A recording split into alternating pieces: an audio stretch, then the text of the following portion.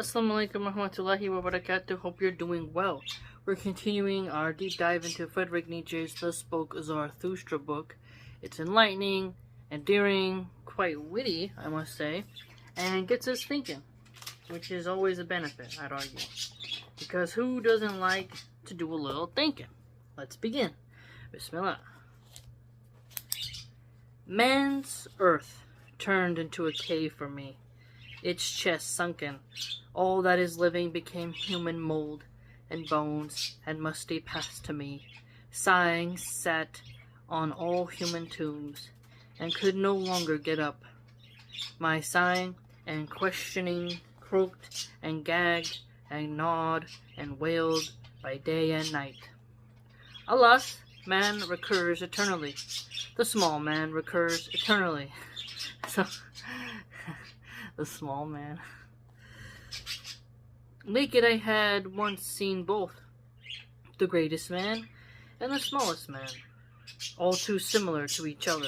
So I found that an interesting way of looking at it when you really replay it in your head, that you have the small man and then the greatest man, not too different. All too small, the greatest. That greatest was my disgust with man, and the eternal reoccurrence even of the smallest. That was my disgust with all existence. Alas, nausea, nausea, nausea. Thus spoke Zarathustra, and sighed and shuddered, for he remembered his sickness, but then his animals would not let him go on. Do not speak on, O convalescent, thus his animals answered him, but go out where the world awaits you. Like a garden, go out to the roses and bees and dovecots, but especially to the songbirds, that you may learn knock virtue off you and persuade you to stand naked before the eyes of the sun, with the storm that is called spirit. I blew over your wavy sea, I blew all clouds away, I even strangled the strangler that is called sin. Strangled the strangler that is called sin. So, if you think about the nuances of sin, and it really is, at some point, a chokehold, right? And when you think about how it makes it so you can't breathe, you think about being depressed, you think about how to change, it can feel sort of suffocating, can it? And I think that's important for us to dig into his tone here. The strangler. Sin being the strangler. That's the truth. Oh, my soul, I gave you the right to say no like the storm, and to say yes as clear sky says yes. Now you are still as light, whether you stand or walk, through storms of negation. Alright. Yes, a very clear yes, and a no that's thunderous. Oh, my soul, I gave you back the freedom over the created and uncreated. And who knows, as you know, the voluptuous delight of what is yet to come. O my soul, I taught you the contempt that does not come like the worm's gnawing, the great, the loving contempt that loves must where it despises most.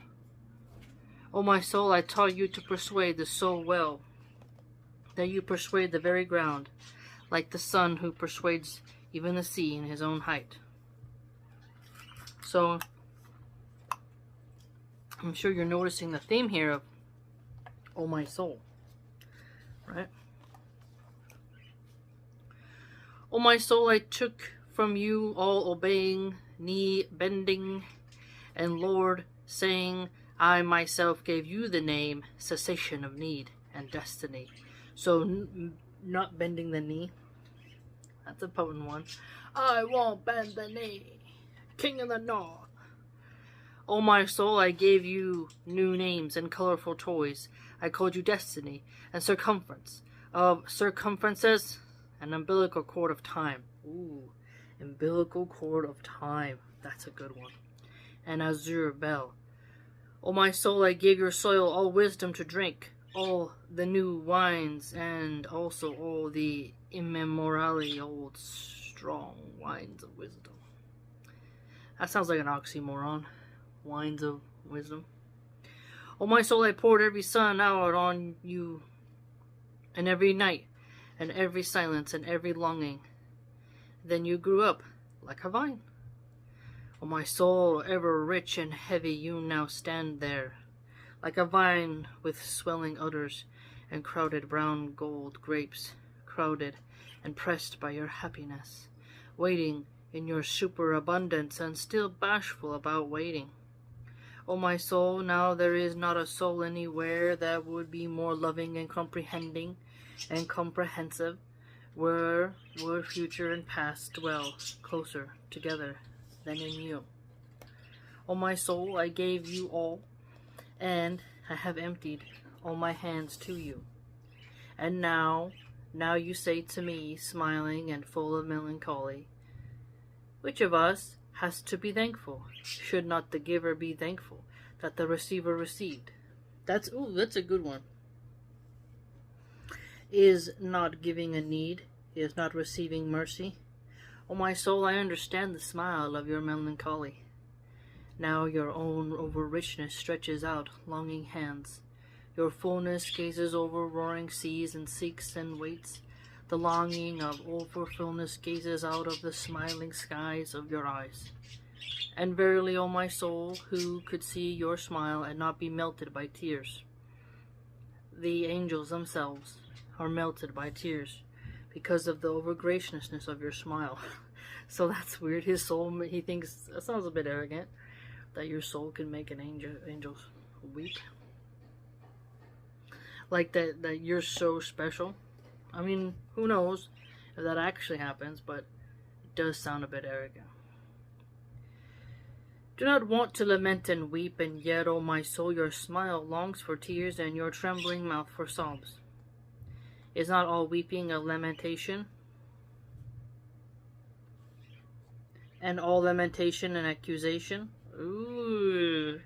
So here we have weeping, lamenting, accusation. Thus you speak to yourself, and therefore, my soul, you would sooner smile than pour out your sufferings. You would sooner, remember there's a smile now, cry later. A lot of people have the smiling clown and crying clown face masks on them. It's like a reference to that too. Pour out into plunging tears all your suffering over your fullness, and over the vine's urge for the vintager and his knife. So the vine's urge for the vintager. The vintager knows how to maximize the value of the grapes. To be cut by the knife and then put to your final form, which is wine. But if you will not weep out your crimson melancholy, then you will have to sing. O my soul, behold, I myself smile as I say this before you. Sing with a roaring song till all seas are silenced, that they may listen to your longing, till over silent longing seas the bark floats, the golden wonder, around whose gold all good, bad, wondrous things leap. Also many great and small animals, and whatever has light, wondrous feet for running on paths, blue as violets, toward the golden wonder, the voluntary bark and its master. But that is vintager who is waiting with his diamond knife. Your great deliverer.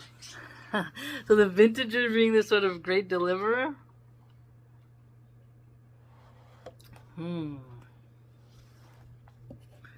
my soul, the nameless one, for whom only future songs will find names. And verily, even now, your breath is fragrant with future songs. Even now, you are glowing and dreaming and drinking thirstily from all deep and resounding wells of comfort. Even now, your melancholy is resting in the happiness of future songs. O my soul, now I have given you all, and even the last I had. I have emptied all my hands to you, that I bade you sing. Behold, that was the last I had, that I bade you sing. Speak now, speak. Which of us has to be thankful now? Better yet, however, sing to me. Sing, O my soul, and let me be thankful. Thus spoke Zarathustra. So this introspection with your very key inner self is important, because without that, you really don't get to feel the sweetness of who you really are. So in this section, where Nietzsche is using his character Zarathustra, to talk to his soul, we can see that, well, that is somebody who has decided to not just focus on the outer, but to also look on the inner. Now we're in this section titled The Other Dancing Song, paragraph number 1. Into your eyes I looked recently, O life. I saw gold blinking in your night eye. My heart stopped in delight. A golden boat I saw blinking on nocturnal waters. A golden rocking boat, sinking, drinking, and winking again at my foot, frantic to dance. You cast a glance, a laughing, questioning, melting, rocking glance, twice only. You stirred, and your rattle with your small hands, and my foot was already rocking with dancing frenzy. So here, gold blinking in your night's eye, golden boat, golden rocking boat. Okay, you see motion here. Dancing, motion, rocking, motion. The eye, blinking, motion. All different fractals, expressions, degrees of movement. My heels twitched, then my toes hearkened to understand you and rose, for the dancer has his ear in his toes. For the dancer has his ear in his toes. I leaped toward you, but you fled back from my leap, and the tongue of your flying hair licked me in its sweep. Away from you I leaped, and from your serpent's ire, and already you stood there, half turned, your eyes full of desire. With crooked glances you teach me crooked ways, while in crooked ways my foot learns treachery. Crooked glances. I think of one of like you can speak with your eyes. What's going on over here? I fear you near, I love you far. Your flight lures me, your seeking cures me. I suffer, but what I would not gladly suffer for you. But what would I not gladly suffer for you? You whose coldness fires, whose hatred seduces. Ooh, coldness fires, hatred seduces. Reminds me of when Jaime Lannister says, like, why have I loved such a hateful woman, and then kisses Cersei. Cersei's super cold, yet that makes Jaime like her even more.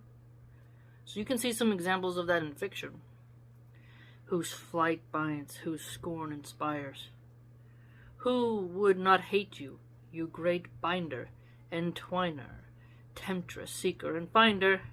Who would not love you, innocent, impatient, wind-swift, child-eyed sinner? Impatient, wind-swift, that's a good one. Makes me think of someone changing their mind, wherever which way the breeze flows. We call that grifting. We should call them wind-swifting grifters. Where to are you luring me now? You never tame extreme, and now you are fleeing from me again, you sweet wildcat and ingrate. I dance after you, I follow wherever your traces linger. Where are you? Give me your hand, or only one finger. Here are caves and thickets. We shall get lost. Stop. Stand still. Don't you see owls and bats whirling past? You owl, you bat, intend to confound. Where are we? Such howling and yelping you have learned from a pound. Your lovely little white teeth are gnashing at me. Out of a curly little mane, your evil eyes are flashing at me. So you can kind of picture this a weird way. Have you ever seen some of those women who are very grinning? I saw like it was a Catholic woman. She must have bleached her teeth a lot, or she has those fake veneer covers. She was like, I'm taking my husband, who's Catholic, to a non-denominational church. And you can kind of see he was very simpish. And, like, she's definitely the one in control. And her teeth kind of came in, like, there was just something about what he's saying here that made her come into my head. That is a dance up high and down low. I am the hunter. Would you be my dog or my doe? Ooh. That's a good line. So, a dog serves, the doe runs. So, are you going to be the companion, or am I going to pursue you? Would you rather be the one who gets to share in the spoils, or be the spoils? Alongside me now, and swift, you malicious, leaping bell. That's because the deers, they jump around like, oh, we're getting out of here, right? But if a woman, she won't let you lead her, she won't follow beside you, and she's just kind of froggy with it, that's not going to make you very happy now, is it? Now up and over there, alas, as I leap I fell. Ah, see me lying there, you prankster, suing for grace. I should like to walk with you in a lovelier place. Love's paths through silent bushes, past many-hued plants, or there along that lake, there goldfish swim and dance. You are weary now, over there are sunsets and sheep. When shepherds play on their flutes, it is not lovely to sleep. Is it not lovely to sleep? You are so terribly weary. I'll carry you there. Just let your arms sink. And if you are thirsty, I have got something, but your mouth does not want it to drink. Oh, this damn nimble, supple snake and slippery witch. When you're nimble, you're quite, like, spry. Supple snake. So, very nice skin, smooth. You know, when a woman has a nice supple face, there's like a sort of gleam to it, a glow. When you do touch the snake's scales, there's something very nice about it. And slippery witch. So, you know, get out of your grasp and something that wants to kind of escape your grasp. Where are you? In my face 2 red blotches form your hand itch. I am very weary of always being your sheepish shepherd, you witch. If I have so far sung to you, now you shall cry. Well, that seems like the tables are turning, isn't it? He was like, oh, I'm being your little simp, and I'm your little servant. Now he realizes he's got a little snake by his side. A squirmy wormy. Now he's like, now I'm gonna make you cry. I don't believe Nietzsche had any children. I have to look that up again. Keeping time with my whip, you shall dance and cry. Or I have forgotten the whip, not I. So, keeping with my whip, you shall dance and cry. So, like, dance for me, boy. Do a little jig. You see that in movies. You're getting whipped and doing a jig, or someone's pop, pop, pop, pop, pop, pop, pop, shooting at your feet, and they're like, 2. Then life answered me thus, covering up her delicate ears. Oh, Zarathustra, don't crack your whip so frightfully. After all, you know that noise murders thought. And just now, such tender thoughts are coming to me. We are both 2 real good for nothings, and evil for nothings. Oh, that's an interesting one. Good for nothing? I've heard that. Evil for nothing? I haven't heard that expressed before. Beyond good and evil, we found our island and our green meadow, we 2 alone. Therefore, we had better like each other. And even if we do not love each other from the heart, we bear each other a grudge. So we bear each other a grudge if we do not love each other from the heart. And that I like you often too well, that you know, and the reason is that I am jealous of your wisdom. Oh, this meadow full of wisdom. If your wisdom ever ran away from you, then my love would quickly run away from you too. So, she likes him for his mind. The mind attraction. I mean, who likes a low IQ male? You know. Then Life looked back around thoughtfully and said softly, O Zarathustra, you are not faithful enough to me. You do not love me nearly as much as you say. I know you are thinking of leaving me soon. There is old heavy grow bell that grows at night, all the way up to your cave. When you hear this bell, strike the hour at midnight. Then you think between 1 and 12. You think, O Zarathustra, I know it, of how you want to leave me soon. Yes, I answered hesitantly, but you also know. And I whispered something into her ear, right through her tangled, yellow, foolish tresses. You don't know that, O Zarathustra, nobody knows that. And we looked at each other and gazed in the green meadow over which the cool evening was running just then, and we wept together. But then life was dearer to me than all my wisdom ever was. Life being dearer than wisdom ever was. Thus spoke Zarathustra. Well, what does she know? What does he know? Let's see. 3. 1. O man, take care. 2. What does the deep midnight declare? 3. I was asleep. 4. From a deep dream I woke and swear. 5. The world is deep. 6. Deeper than they had been aware. 7. Deep is its woe. 8. Joy deeper yet than agony. 9. Woe implores, go. 10. But all joy wants eternity. I mean, yeah, no one wants joy to end. The world is definitely deep, both in a spiritual sense and in a physical sense, you know. People, I don't think anyone's ever dug a hole to the center of the earth.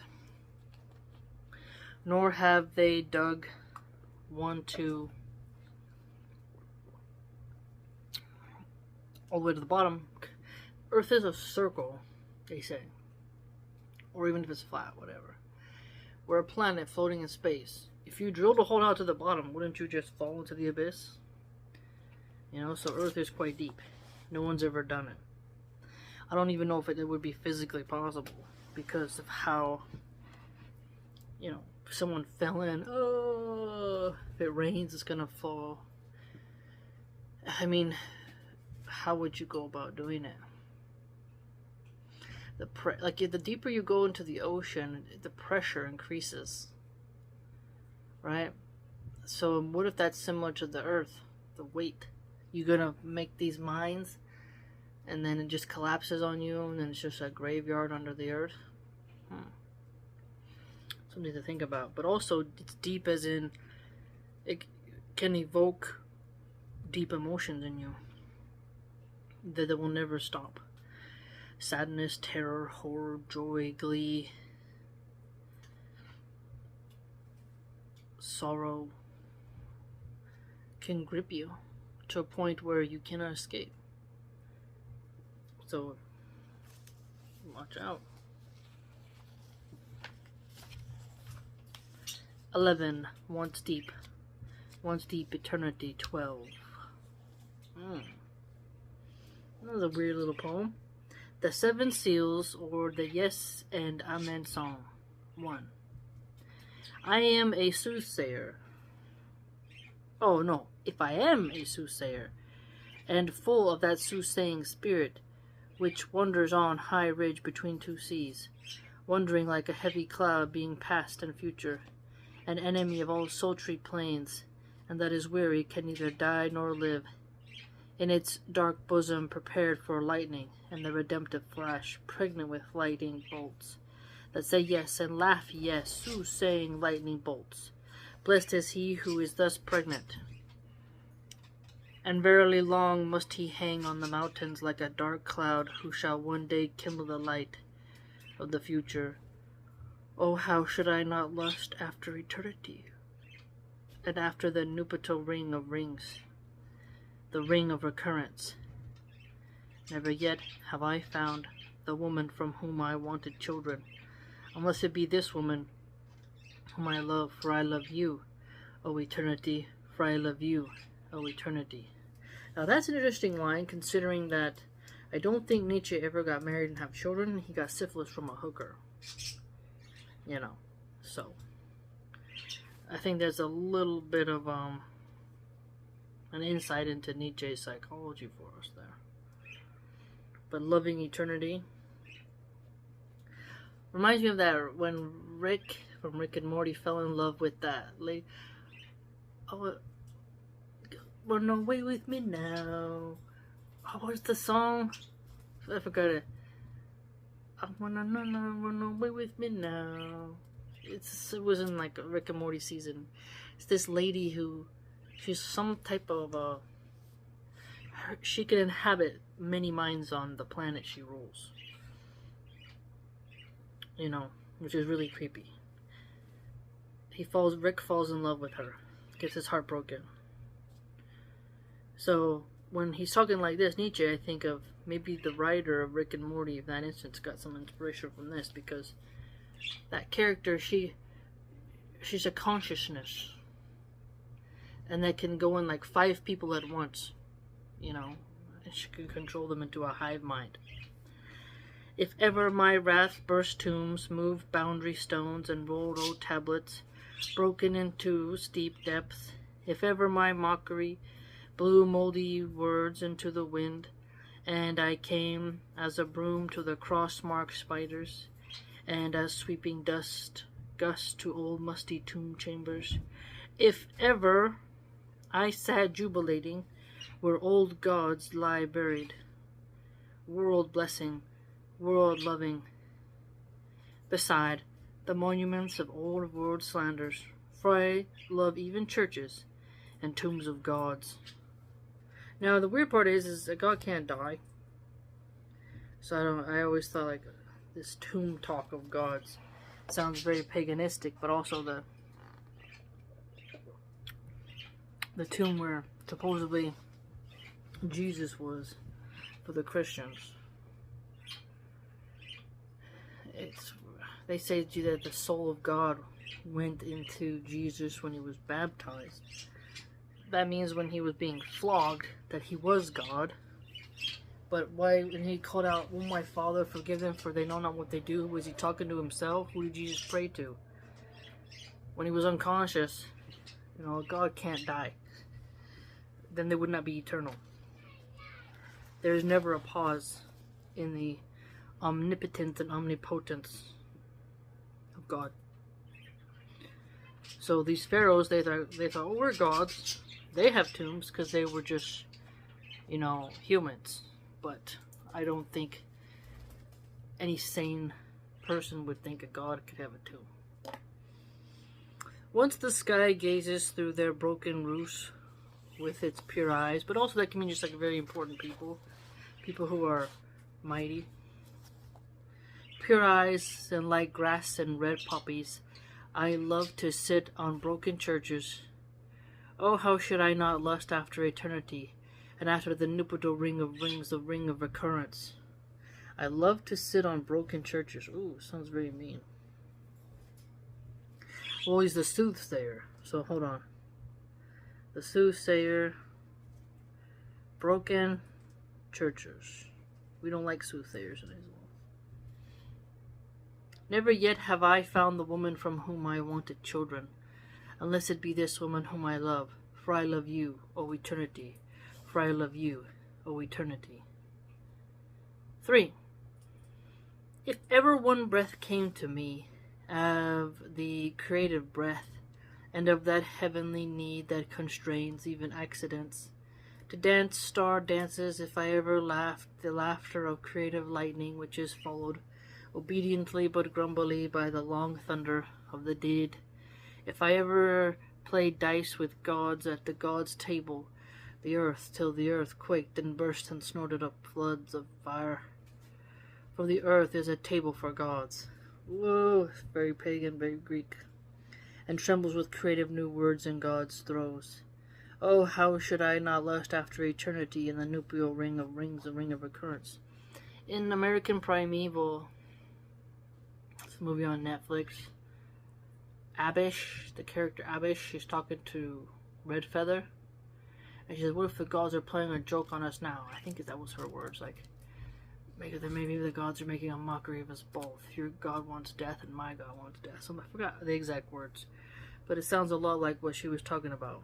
Or when Tyrion Lannister says, why are the gods such vicious cunts? Where's the god of tits and wine?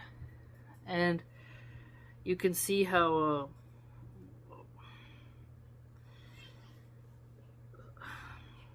some people really view polytheism in a negative light, and also monotheistic gods as bad. Never yet have I found the woman from whom I wanted children, unless it be this woman whom I love, for I love you, O eternity. For I love you, O eternity. So that's repeated in 1, 3, 1 and 3. Oh, and 2. So it's been repeated 3 times. 4. If ever I drank full draughts from that foaming spice and blend mug, in which all things are well blended, if my hand ever poured the farthest to the nearest, and fire to spirit and joy to pain, and the most wicked to the most gracious, if I myself am a grain of that redeeming salt, which makes up things blend well in the blend mug, for there is a salt that unites good with evil. And even the greatest evil is worthy of being used as spice for the last foaming over. I don't know about that. Oh, how should I not lust after eternity, and after the nuptial ring of rings, the ring of recurrence?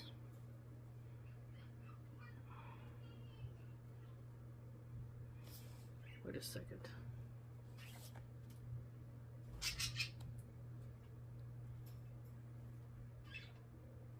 Here it says ring of occurrence, but right here it says ring or recurrence.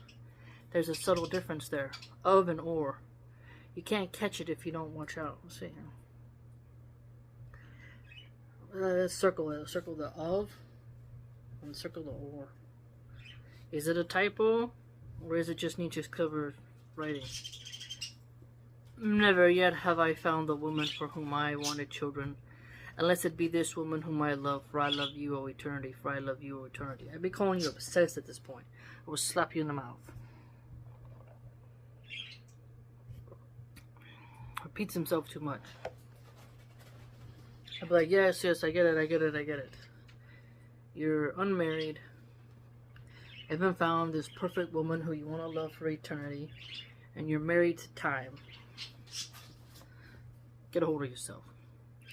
If I am fond of the sea, number 5, and of all that is of the sea's kind, and the fondest, when it angrily contradicts me, if that delight in searching, which drives the sails toward the undiscovered, is in me, if a seafarer's delight is in my, delight, if ever my jubilation cried, the coast has vanished, and now the last chain has fallen from me.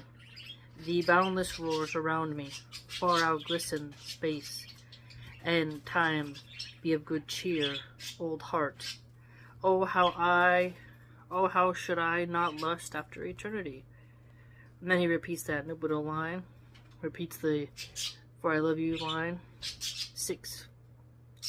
If my virtue is a dancer's virtue, and I have often jumped with both feet into the golden emerald delight. That's weird. Like the Joker. I've never jumped like. If you're that happy, I don't know. That's kind of weird. If my sarcasm is a laughing sarcasm, at home under rose slopes and hedges of lilies, For in laughter all that is evil comes together, but is pronounced holy and absolved by its own bliss. And if this is my Alpha and Omega, that is, that all that is heavy and grave should become light, all that is body, cancer, all that is spirit, bird, and verily, that is my Alpha and Omega. Oh, how should I not lust oh yeah, okay. Then he repeats the same thing again. 7. If ever I spread tranquil skies over myself, and soared on my own wings into my own skies, if I swam playfully in the deep light distances, and the bird wisdom of my freedom came, but bird wisdom speaks thus: Behold, there is no above, no below. Throw yourself around, out, back, you who are light. Sing, speak, no more. So here, my own wings, own skies. This mixing of flying and swimming. Above us, you can feel like you're in an abyss, being able to fly that high. But eventually you'll run out of oxygen and energy. And then if you're flapping your wings so high, and then you just have to be able to have that energy to hold your wings up as you glide down. The bird can't dive too deep though. Penguin is considered a bird, but they can only go so deep and they can't fly. And there's very few aquatic birds that can dive to a certain depth to catch a fish. So there are boundaries. Are not all words made for the grave and heavy? Are not all words lies to those who are light? Sing, speak no more. So singing versus talking. Oh, how should I not lust after eternity? Oh yes, okay. Repeats his line again. That was a weird one. Chasing eternity. Well, we chase the hereafter. So the way he talks about eternity is almost like the way we talk about striving for the hereafter. But here he's called himself like he delights in the tomb of the gods. So if he's saying gods can die, then why is he talking about eternity? Because he's mentioned finitude.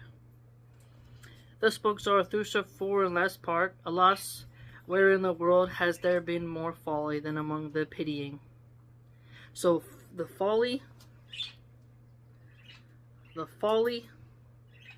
of those who pity. And what in the world has caused more suffering than the folly of the pitying? Woe to all who love without having a height that is above their pity. Love without having a height that is above their pity. A height that is above their pity. A height that is above their pity. Thus spoke the devil to me once. God too has his hell, that is his love of man. And most recently I heard him say this: God is dead, God died of his pity for man. Zarathustra. What? Oh yeah, I remember that. Okay, so that's that viral. Okay. Now, loving humans, even though, well, I mean, humans only really appear to be that annoying when Moses goes to Bani Israel, frees them of the yoke of servitude, and they turn around and start worshipping a calf, even though they've seen the power of Allah subhanahu wa ta'ala. And he had mercy on them, and how did they repay it? They still craved an idol. Maybe it's just that tribe of people, you know? But Christians talk about, oh, God loves us. As a Muslim, we're slaves of Allah. We should fear Allah. That is more of a demarcation, or more of how to phrase it. Like, we see Allah is free of need. Allah is the Most High. He's the mighty and sublime. I don't, we wouldn't. When you love someone who can't love you back, that's a form of hell. But for us as Muslims, God is free of need. He doesn't need your love. We are entirely in need of Him. So we wouldn't say that God suffers in any way. But from a Christian angle, you can see that. God is dead. God died of His pity for man. So this makes me think of when you pity a drug addict and you're caring, you care about them when your family members is smoking crystal meth, and you feel pity for them, you're sorry for them, and then one day they get really high on crystal meth and murder you. I watched a lot of true crime. This has happened. I mean, it's remarkable how much a mom or a dad will keep forgetting their drug addict garbage kid, and then the drug makes them hallucinate, talk to themselves, and they end up murdering their own parents. But libertarians and liberals say, legalize, tax, and regulate all drugs. You should be free to put it in your body whatever you want because you're not hurting anybody. But then when you get high and you do finally hurt somebody, oh, how did this happen? And the cycle continues. A human can die for having pity. Okay, let's think about for a second Moses. Moses, peace be upon him. Pharaoh took him in and had pity on him as a baby in a basket. And then Moses helped to bring down that empire. So the pity that Pharaoh felt destroyed his empire. That's why if you notice how many bad rulers, they will say things like, hey, you need to take everything out, root and stem. What did Arya Stark say? Leave one wolf alive and the sheep are never safe. So you feel pity for one, you spare them, they grow back to come back and get you.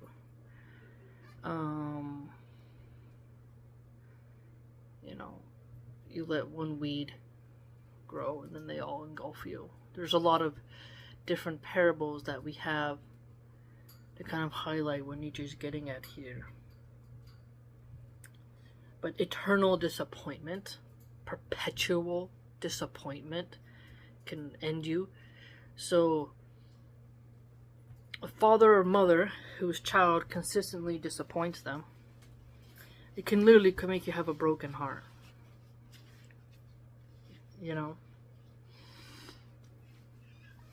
So I can see it if he took out God.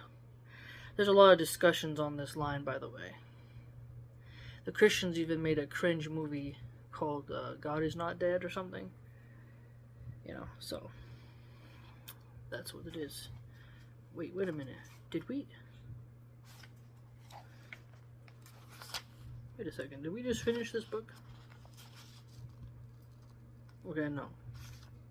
There were just several pages here of some translator notes. Okay. Hold on. Let's make sure. Okay, here we go. The honey sacrifice. Bismillah. And again, months and years passed over Zarathustra's soul, and he did not heed them, but his hair turned white. One day, when he sat on a stone before his cave and looked out, and one looks on the sea from there, across winding abysses, his animals walked about him thoughtfully, and at last stood still before him. "O Zarathustra," they said, "are you perhaps looking out for your happiness?" "What matters happiness?" he replied. "I have long ceased to be concerned with happiness. I am concerned with my work." But does not your work make you happy? "O Zarathustra," the animal spoke again, "you say that as one having overmuch of the good, do you not lie in a sky-blue lake of happiness?" A sky-blue lake of happiness. I remember in Anna Karenina film, Anna Karenina, the character, says that she remembers what it was like to be in that blue mist when you're in love, when you're infatuated. So here we see another reference to the sky blue lake of happiness. You buffoon, Zarathustra replied and smiled. How well you choose your metaphor. But you also know that my happiness is heavy, and not like a flowing wave of water. It presses me, and will not leave me, and acts like melted tar. Ooh, that tar is sticky and scorch you. Again the animals walked about him thoughtfully, and then stood before him. O Zarathustra, they said, is that what you yourself are becoming? Ever yellower and darker, although your hair wants to look white and flaxen. You are in a dreadful mess. What are you saying there, my animals? Zarathustra said and laughed. Verily, I was abusive when I spoke of tar. What is happening to me happens to every fruit when it grows ripe. It is the honey in my veins that makes my blood thicker and my soul calmer. That's funny. So when every fruit grows ripe, I mean, eventually you're going to get to the rotting stage, right? The bloom. When you're ripe in your fertility, in your prime, eventually the body will break down.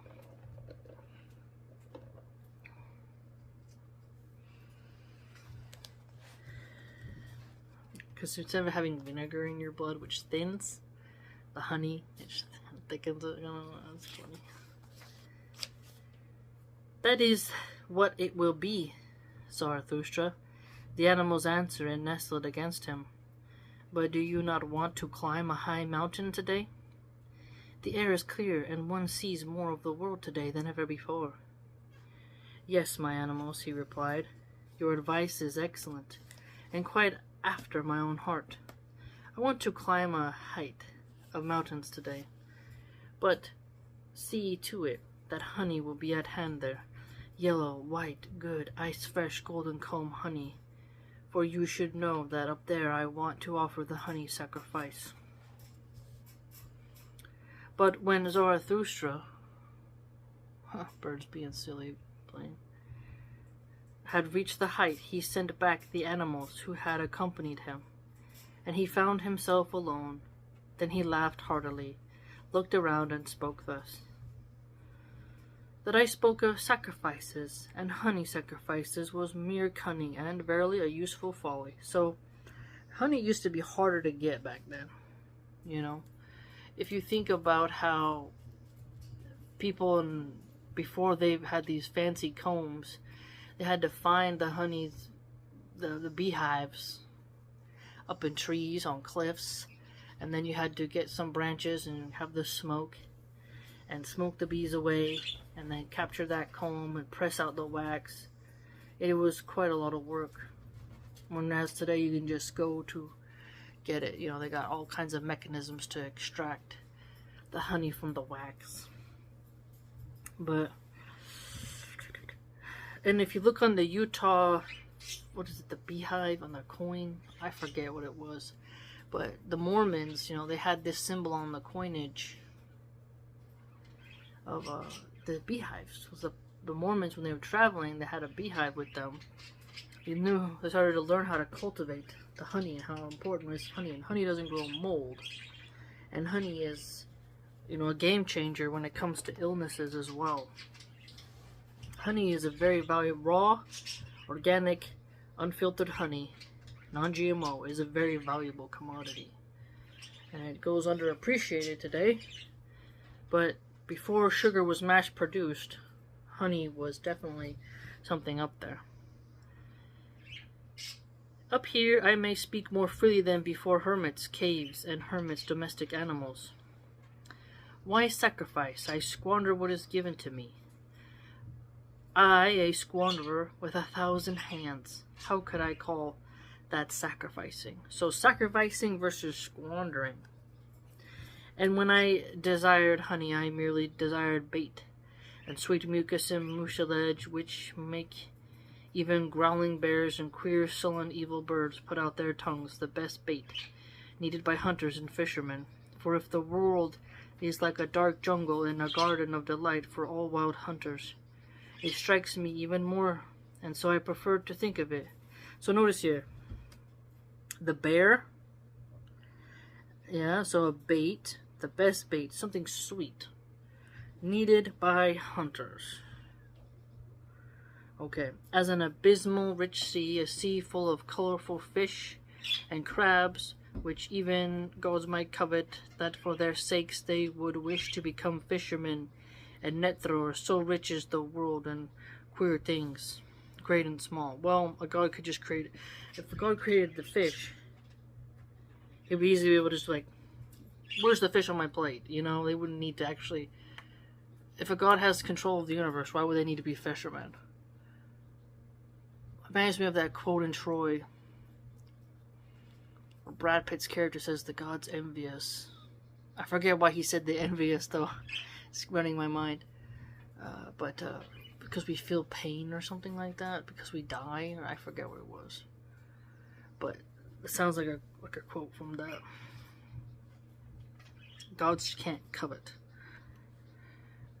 Especially the human world, the human sea, that is where I now cast my golden fishing rod and say, open up, you human abyss. Open up and cast up to me your fish and glittering crabs.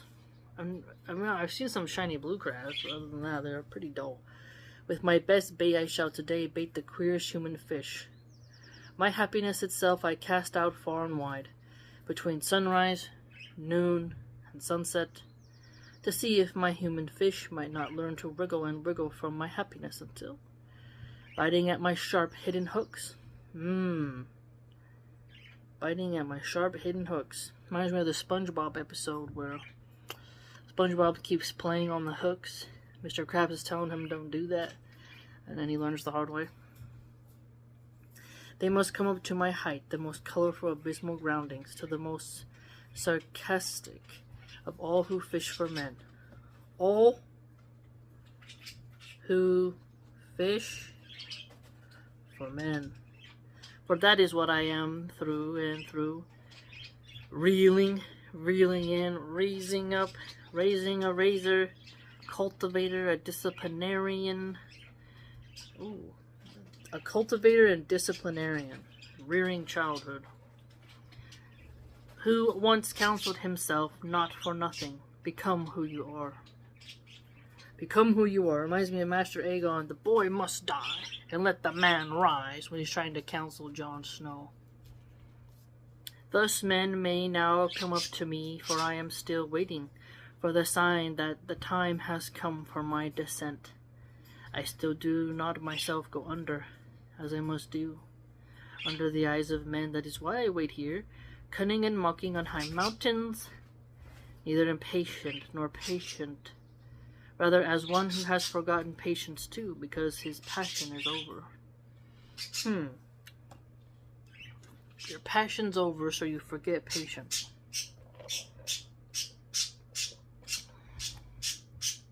That's a tricky one. Very tricky. Forgetting that, but how can you forget patience when because your enthusiasm would be really high, so you would think you would call yourself to patience, but as Muslims we know we are to consistently remind ourselves to be patient. So but my destiny leaves me time, perhaps it has forgotten me, or does it sit in the shade behind a big stone, catching flies? And verily I like it, for this my eternal destiny. It does not hurry and press me, and leaves me time for jests and sarcasm. Time for jests and sarcasm. So time to get your sense of humor in a nice way, right? That's great when you think about it. So that I could climb this high mountain today to catch fish. Catching fish on a mountain? Playing games here. The dark jungle, wild hunters, fishermen, a golden fishing rod, high mountains to catch fish. Displaying a lot of metaphors, a lot of wordplay, a lot of symbolism here for us. The hermits' caves, the hermits' animals, high up in the mountains, where Zarathustra likes to be. All very interesting, isn't it? Alright, we'll pause there. Please like, comment, and subscribe. Join the blog. Support the channel. Support independent nerds. Do it.